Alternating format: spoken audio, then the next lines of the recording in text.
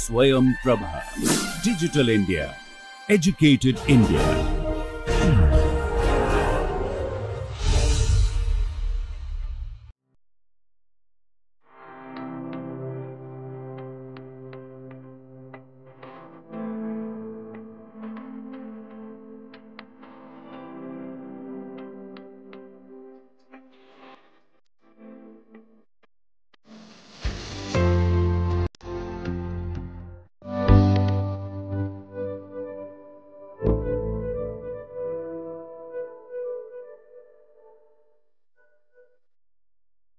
তো আমরা এতক্ষণ আলোচনা করছিলাম উইলকিনসন ক্যাটালিস্ট নিয়ে, সেটা আরেকবার তোমাদের ঝালিয়ে নিই।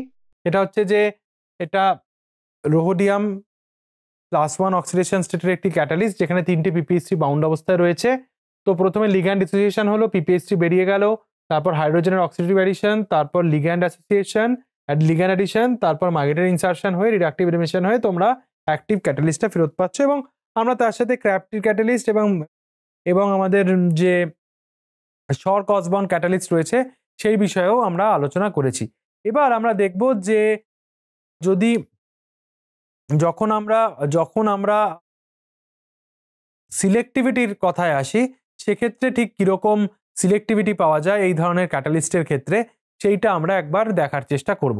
তো মনে রাখবে যে সিলেক্টিভিটি যখন আমরা আলোচনা করছি, তখন যে মাল্টিপল বন্ডে কিন্তু সব থেকে বেশি আগে অ্যাক্টিভ হবে, এবং সেখানে অবভিয়াসলি স্টেরিক এবং ইলেকট্রনিক এফেক্টসগুলো কিন্তু কাজ করবে। তখন সিলেক্টিভিটির প্রশ্ন যখনই উত্তর দিতে হবে, তখন আমাদের মনে রাখতে হবে যে acts on multiple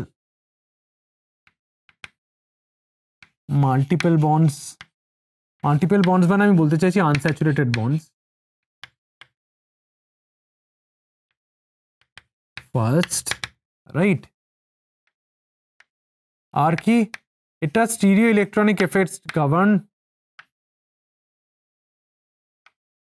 governed by steric and electronic factors, মানে স্টেরিক এবং ইলেকট্রনিক ফ্যাক্টরটাও কিন্তু এখানে বিশেষভাবে রোল প্লে করবে। এক্সাম্পল হিসাবে আমরা দেখতে পারি যে আগের ক্লাসে একটা এক্সাম্পল তোমাদের বলেছিলাম, সিমিলার টাইপের আরেকটা এক্সাম্পল আমরা এখানে আলোচনা করতে পারি, যেখানে এবং দেখার চেষ্টা করব যে সেখানে কি ধরনের সেন্টারে আমার রিডাকশনটা সম্ভব। এবং এখানে তুমি ধরো হাইড্রোজেন দিলে মাইল্ড কন্ডিশন 25 ডিগ্রিজ, রাইট? এবং সেখানে তুমি উইলকিনসন্স ক্যাটালিস্ট ইউজ করছো, করলে তুমি প্রোডাক্ট কি পাবে? প্রোডাক্টটা আমরা যেটা পাবো সেটা হচ্ছে রিডাকশনটাই অ্যালকিনে ফাস্টার হবে কম্পেয়ার টু এই সেন্টারটা। তার কারণ হচ্ছে এগেন সাবস্ট্রেট বাইন্ডিং এজ। আমরা আগের ক্লাসেই আলোচনা করেছি যে সাবস্ট্রেটটা কত সহজে মেটালের সাথে বাইন্ড করতে পারছে, সেইটা কিন্তু ডিসাইড করবে যে রিয়াকশনটা কতটা প্রোডাক্ট তৈরি করবে। এবং সেটা কিন্তু শুধুমাত্র এমন সাবস্ট্রেটের ক্ষেত্রে ভ্যালিড নয় যে যেখানে কোনো রকমের স্টিরিওজেনিক সেন্টার নেই। স্টিরিওজেনিক সেন্টারের ক্ষেত্রে এই ব্যাপারটা আরো বেশি ফেসাইল হয় যখন আমাদের ভাবতে হয় যে এনানসিও সিলেক্টিভিটির কথা আসে, রিজিও সিলেক্টিভিটির কথা আসে, আমাদের অ্যামাউন্টটা কত সেটা পেতে হয়, সে বিষয়ে আমরা আলোচনা করেছি। এই সব কিন্তু স্টেরিক এবং ইলেকট্রনিক ফ্যাক্টর দ্বারাই প্রভাবিত। মানে স্টেরিক ক্রাউডিং কিরকম আছে, কম স্টেরিক ক্রাউডিং না বেশি স্টেরিক ক্রাউডিং আছে, তার সাথে আমাদের দেখতে হবে ইলেকট্রনিক ফ্যাক্টর মানে ইলেকট্রন ডোনেটিং গ্রুপ আছে। ইলেকট্রন ডোনেটিং গ্রুপ থাকা মানে আমার হোমোর হাইটটা অনেকটা উপরে চলে যাবে, নাকি ইলেকট্রন উইথড্রয়িং গ্রুপ আছে, ইলেকট্রন উইথড্রয়িং গ্রুপ থাকা মানে লুমো এবং হোমো দুটোর এনার্জি নেমে আসবে। এই ধরনের বিষয়গুলো কিন্তু তোমাদের যখনই তোমরা প্রবলেম অ্যানালাইজ করবে বা যখন তোমরা কোনো পরীক্ষায় উত্তর দেবে বিভিন্ন রকমের নিউমারিক্যালসের, তখন কিন্তু এই জিনিসগুলো তোমাদের ভাবতে হবে। এবং সেটা বৃহত্তর ক্ষেত্রে তোমরা যখন পরবর্তীকালে হায়ার স্টাডিজে যাবে, পিএইচডিতে যাবে, তখন তোমরা কিন্তু এইগুলো আরো বিশেষ করে প্রয়োজনীয় হয়ে ওঠে, রাইট? তো এবার আমরা দেখলাম এটা অলমোস্ট 90 to 95% মতো ইল্ড পাওয়া যায়। এবার আমরা যদি আরেকটা এক্সাম্পল নিই একটা হেক্সাইন আর অক্টাইনের মধ্যে, অক্টাইন 1 2 3 4 5 6 7 8 1 2 3 4 5 6 7 8 এটা আমাদের অক্টাইন নিয়ে দিলাম 1 অক্টিন, আর তার সাথে 1 2 3 4 5 6 এখানে আমার 1 হেক্সিন নিলাম, রাইট? 1 হেক্সাইন 1 অক্টিন, এই দুটো মিক্সচারে আমি যদি হাইড্রোজেন অ্যাড করি 25 ডিগ্রি সেন্টিগ্রেডে এবং সেখানেও যদি উইলকিনসন ক্যাটালিস্ট ইউজ করি, তাহলে আমি কি প্রোডাক্ট পাবো, সেটা আমার কি ধরনের প্রোডাক্ট হবে। মজার ব্যাপার হচ্ছে এই ধরনের কেসে আমরা দেখব মেজরিটি যে প্রোডাক্টটা হবে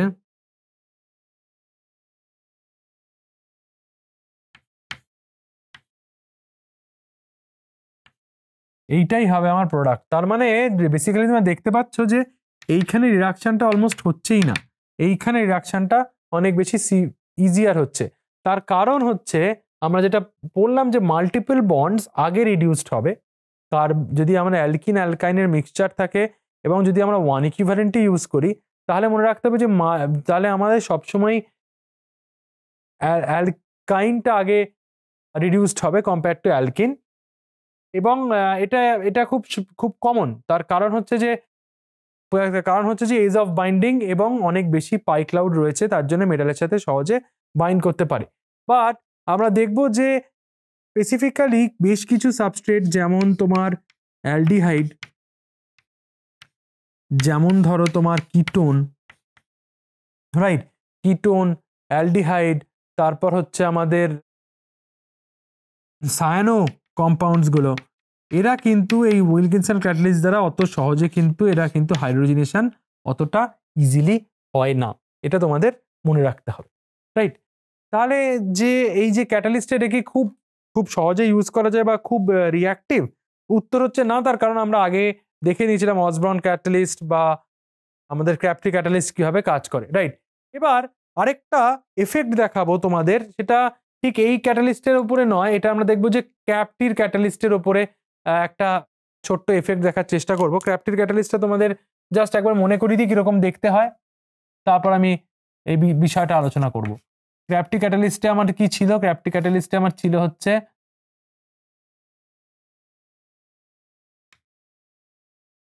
এই দুটি সেন্টার থেকে আমার একটি ইরিডিয়াম প্লাস ছিল এবং তার সাথে একটা পিরিডিন কোঅর্ডিনেটেড অবস্থায় ছিল। এই ছিল আমাদের ক্র্যাফটি ক্যাটালিস্ট।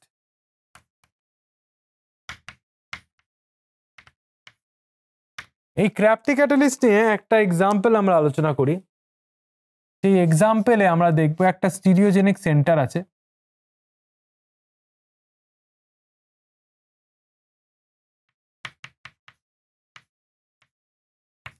এই পার্টিকুলার সাবস্ট্রেটটাকে আমি নিলাম, এইখানে আমি হাইড্রোজেনেশন করব, রাইট? ক্র্যাফটি ক্যাটালিস্ট দিয়ে আমার রেগুলার প্রোডাক্টে আমি কি পেতে পারি? রেগুলার কি কি আমার প্রোডাক্ট হতে পারে? ফার্স্ট অফ অল অবভিয়াসলি তোমরা বুঝতে পারছো যেহেতু এখানে একটা স্টিরিওজেনিক সেন্টার আছে, তার রেসপেক্টে আমাদের ভাবতেই হবে। তো তার কোনো রকমের চেঞ্জ হওয়া সম্ভব নয়, তো তার কোনো রকমের চেঞ্জ আমরা করবও না। তো ওইচটা এখানে আপ দ্য প্লেন আছে আর প্রোপাইল গ্রুপটা, আইসোপ্রোপাইল গ্রুপটা ডাউন দ্য প্লেন আছে।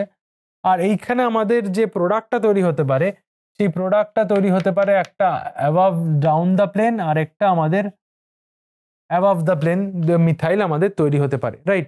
এবার সচরাচর যদি তুমি প্যালাডিয়াম চারকোল, যেটা খুব কমনলি ইউজ করা হয়ে থাকে, অলমোস্ট 10% প্যালাডিয়াম চারকোল দিয়ে আমরা রিডাকশন করে থাকি। শুধুমাত্র এই ধরনের নয়, হাইড্রোজেনেশন রিয়াকশন যেটা, সেটা আমাদের অ্যাজাইড থেকে অ্যামিন করতেও প্যালাডিয়াম চারকোল, ইথানল এবং হাইড্রোজেন গ্যাস ইউজ করা হয়ে থাকে। এই ধরনের প্যালাডিয়াম চারকোল যদি দাও, তাহলে এখানে যে প্রোডাক্টটা তৈরি হয় এই প্রোডাক্টটির মিক্সচার হয়ে থাকে, এটা হচ্ছে 20% এবং এইটা আমাদের হয়ে থাকে 80%। যে মুহূর্তে আমরা এইখানে এটা এখানে আমার একটা ওভারঅল PF6 মাইনাস আছে, তো যে মুহূর্তে আমি ক্র্যাফটি ক্যাটালিস্টটা ইউজ করছি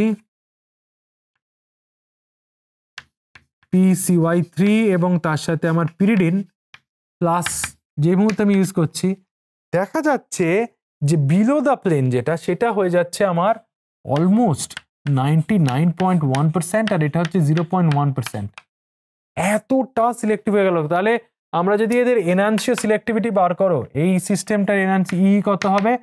আমরা কি পড়েছিলাম? মড ভ্যালু 80 - 20 ডিভাইডেড বাই এখানে 80 + 20 যেটা হচ্ছে সেটা ইন্টু তোমার পার্সেন্টেজ করো, তাহলে এটা আমাদের হবে অনেকটা 60%, রাইট? এটার হচ্ছে 60%। আর এই স্টেপটার কত? এই স্টেপটার হচ্ছে 99.9 মাইনাস 0.1 ডিভাইডেড বাই 100%, আর এখানে তোমার 100 দিয়ে গুণ করলে যেটা হবে সেটা। তো টেকনিক্যালি এই জিনিসটা আসছে আমাদের অলমোস্ট 99.8, হচ্ছে 99.8। তার মানে এই ক্র্যাফটি ক্যাটালিস্টটা অনেক বেশি সিলেক্টিভ একটা পার্টিকুলার স্টিরিও আইসোমারকে প্রমোট করার জন্য। এর জন্য এর মেন ফ্যাক্টরটা কোথায়? That is very important. এখানেই ক্যাচটা এই পার্টিকুলার ক্যাটালিস্টের। ব্যাপারটা হচ্ছে দেখো ইরিডিয়ামের যেই কমপ্লেক্সটি, এই কমপ্লেক্সটিতে কোথায় মজাটা কোথায়, মানে কেমিস্ট্রিটা কোথায় লুকিয়ে আছে? এর দুটো ফেস, যে আপ এবং ডাউন, টপ অ্যান্ড বটম যে ফেসটা, সেইখানে কিন্তু কোনো কোঅর্ডিনেশন নেই, সেই সাইডটা কিন্তু কমপ্লিটলি ভ্যাকেন্ট। এটা যদি কমপ্লিটলি ভ্যাকেন্ট হয় তাহলে এই যে ওয়েজ গ্রুপটা আছে, এই ওয়েজ গ্রুপটা আমার সহজে এই ইরিডিয়ামের এই ব্যাক সাইডটাতে, ইরিডিয়ামের এই টপ সাইডটাতে ইরিডিয়ামকে ডিরেক্টলি বাইন্ড করতে পারে। ইরিডিয়ামকে যদি ডিরেক্টলি বাইন্ড করতে পারে তাহলে হাইড্রাইডটা কোথায় থেকে আসছে? হাইড্রাইড তার উপর থেকে আসছে না, হাইড্রাইডটা ইরিডিয়ামের সাথে যে কমপ্লেক্সটা বাউন্ড সেখান থেকে আসবে। সেটা যদি হয় তাহলে আমার যে কমপ্লেক্সটা তৈরি হবে সেই কমপ্লেক্সে আমরা দেখতে পাবো যে সেক্ষেত্রে আমাদের হাইড্রোজেন যেটা অ্যাড হচ্ছে সেটা আমাদের আপ দ্য প্লেন যাবে, এবং আর গ্রুপ যেটা আমাদের মিথাইল রয়েছে এক্ষেত্রে সেটা কিন্তু আমাদের ডাউন দ্য প্লেন যাবে। তাহলে আমরা কি সিনারিওটা দেখার চেষ্টা করছি? সিনারিওটা হচ্ছে অনেকটা এইরকম। এইখানে আমার সিস্টেমটা অ্যাটাচড অবস্থায় রয়েছে, রাইট? এইখানে আমার একটা মিথাইল গ্রুপ রয়েছে, রাইট? এবং এইখানে একটা সিস্টেম আছে যেখানে আমার একটা আইসোপ্রোপাইল গ্রুপ রয়েছে, আর এইখানে আমার ওএইচটা রয়েছে, রাইট? এই ওএইচটা উইকলি কোঅর্ডিনেট করে হচ্ছে আমার ইরিডিয়ামকে। এবং আমরা জানি যে, মনে আছে তোমাদের, যে লিগ্যান্ড অ্যাডিশন স্টেজে গিয়ে এই যে এইখানে দেখো তোমরা লিগ্যান্ড অ্যাডিশন স্টেজ যেটা ছিল, এইখানে লিগ্যান্ড অ্যাডিশন স্টেজে দেখো লিগ্যান্ডটা যে সাবস্ট্রেটটা কিন্তু উইকলি মেটালের সাথে কোঅর্ডিনেট করে হাইড্রোজেনেশনের ক্ষেত্রে।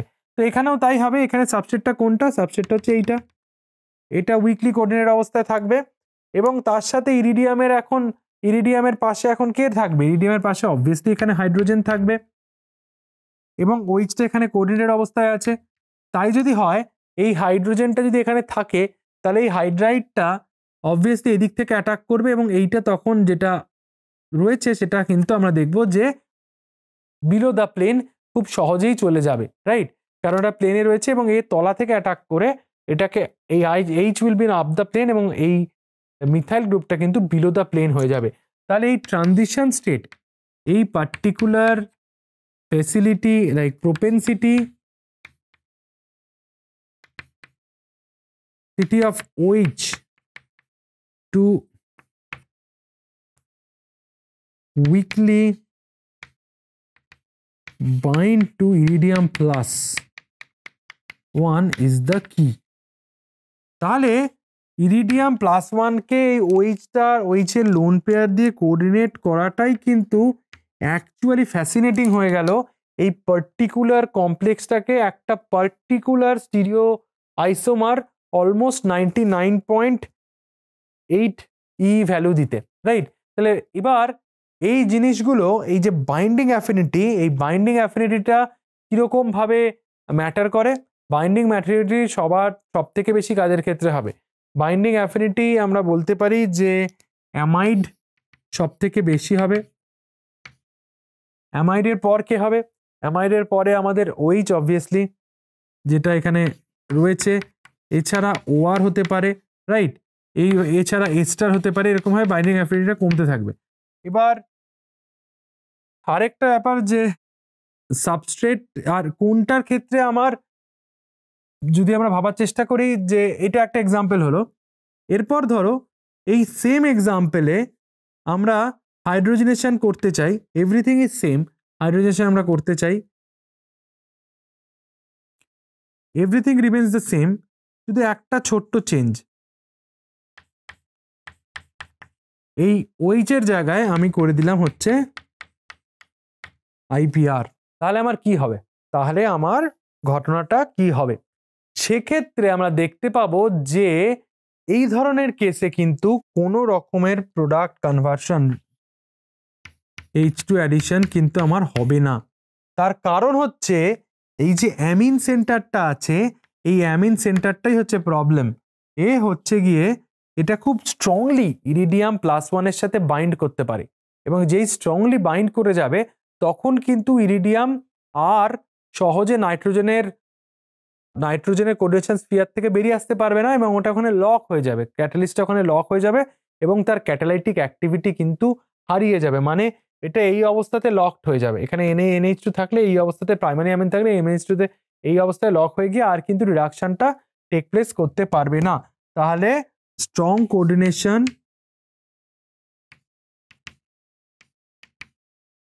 Of NH2 forbids the catalysis, ক্যাটালাইসিসটা কিন্তু পুরোপুরি ফরবিট করে দেবে যদি এখানে আমাদের NH2 অ্যাডার অবস্থায় থাকে। এছাড়া যদি ধরো আমরা নরবোরেন স্ট্রাকচার নিয়ে কাজ করছি,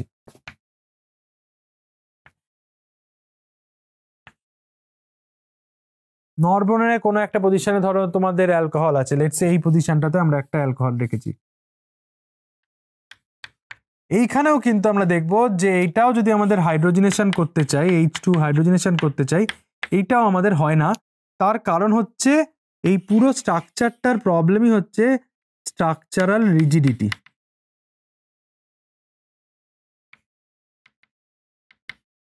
মানে স্ট্রাকচারটাকে সহজে আমরা ভাঙতে পারি না, মানে স্ট্রাকচারটা এতটাই মানে এতটাই রিজিড বা এতটাই কঠোর যে ও কিন্তু ফ্লেক্সিবল নয়, ওর কিন্তু সহজে টুইস্ট করা যায় না, সহজে ফ্লেক্সিবল না মানে স্ট্রেচ করা যায় না, একদমই পুরো রেস্ট্রিক্টেড, ওর মুভমেন্ট বা চলাচল একেবারে রেস্ট্রিক্টেড হওয়ার জন্য এই ধরনের সাবস্ট্রেটকেও কিন্তু আমরা দেখব যে হাইড্রোজেনেশন করা কিন্তু খুবই চ্যালেঞ্জিং এবং খুব কষ্টকর।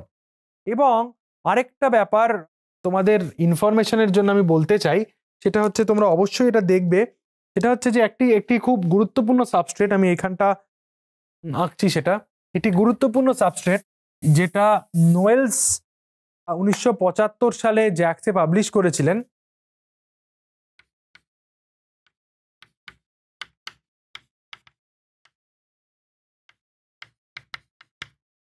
পেজ নাম্বারটা সম্ভবত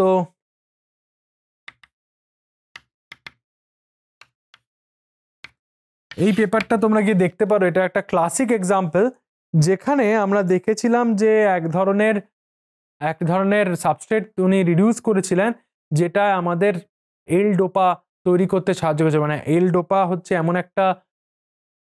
এমন একটি স্টার্টিং মেটেরিয়াল বা এমন একটি অর্গ্যানিক কম্পাউন্ড বা ড্রাগ যেটা কিন্তু আমরা দেখতে পাবো যে অ্যালজাইমার পেশেন্টসদের ক্ষেত্রে বা অ্যালজাইমার ডিজিজের ক্ষেত্রে কিন্তু পার্কিনসন্স ডিজিজের ক্ষেত্রে একটা ওষুধ হিসাবে ব্যবহার করা হয়ে থাকে। এলডোপা দেখতে কিরকম হয়, এলডোপা স্ট্রাকচারটা হচ্ছে এইটি, এলডোপা মানে খুবই ইম্পর্টেন্ট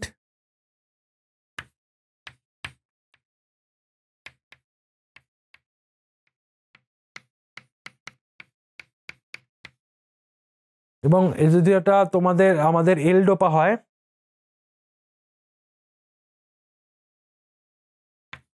এলডোপা এটা যেটা বললাম আমরা পার্কিনসন্স ডিজিজের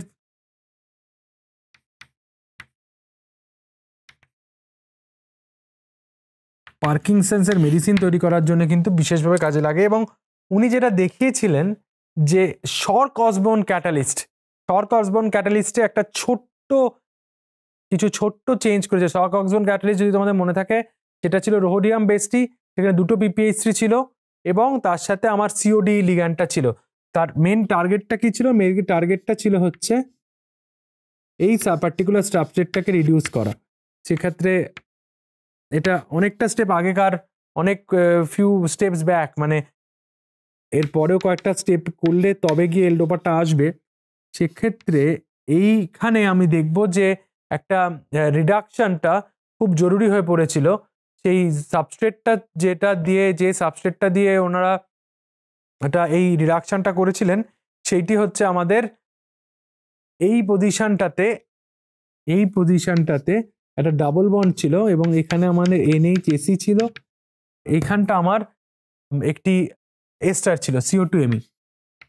এইটা থেকে তৈরি করেছিলেন সেটা হচ্ছে যে জাস্ট এই বন্ডটাকে রিডিউস করা হয়েছিল এবং সেটা এনানসিও সিলেক্টিভিটি মেনটেন করে রিডিউস করা হয়েছিল। মানে এইটা হয়ে যাবে আমার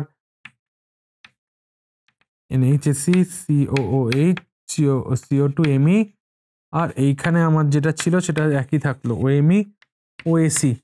এইটা দিয়েই আমাদের এই সাবস্ট্রেটটা ওনারা স্পেসিফিক্যালি তৈরি করেছিলেন, যেটা এল-ডোপা তৈরি করতে বিশেষভাবে সাহায্য করেছিল। এবং তার জন্যে যে ক্যাটালিস্টটা ইউজ করা হয়েছিল, আমরা যেটা বললাম যে শর্ক অসবর্ন ক্যাটালিস্ট কিরকম দেখতে হয়।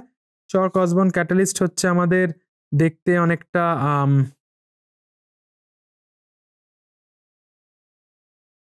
শর্ক অসবর্ন ক্যাটালিস্ট COD লিগ্যান্ড দিয়ে বানানো একটি ক্যাটালিস্ট, যেখানে আমাদের রোহোডিয়াম +1 থাকে আর এই দুটি থাকে আমাদের PPH3,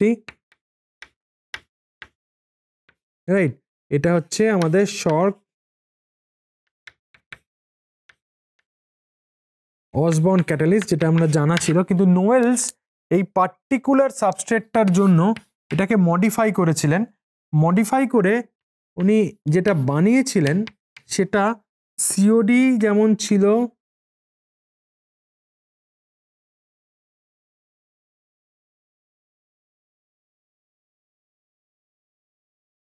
COD লিগ্যান্ডটা যেমন ছিল তেমনই আছে, COD লিগ্যান্ডের কোনো চেঞ্জ উনি করেননি।